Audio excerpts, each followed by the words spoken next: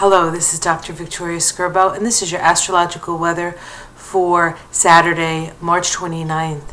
Today, the moon spends the majority of the day in Pisces. When the moon is in Pisces, we can be very empathetic, very sensitive.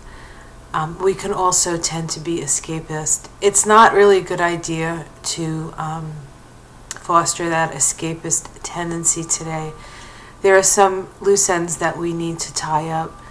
There are some adjustments that need to be made concerning the way we move forward in relationships. If we have any tendencies towards martyrdom, that is not going to help our relationships. We need to appreciate and love ourselves and not base it on what we can give up for the other person.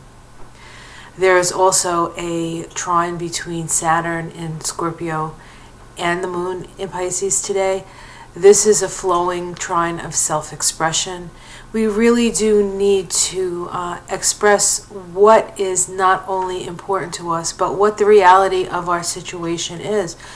How much emotional resources do we have?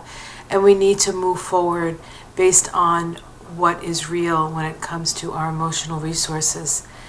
Today, Venus makes two important aspects. Venus is now in Aquarius.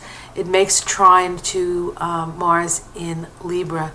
This is a flowing aspect that opens the channels for how we are to act so that we are working toward the common good and the importance of working towards the common good. And yet there's also a square to Saturn to this Venus in Aquarius.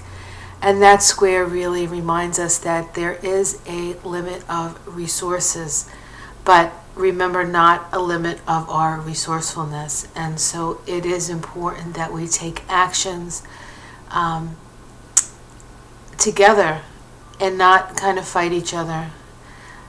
It is difficult sometimes to trust that things will move as you want them to. Oftentimes that's not the case. Know that things move in the direction that they need to for the good of all. And any selfish tendencies or tendencies not wanting to share your resources or your resourcefulness will actually limit you.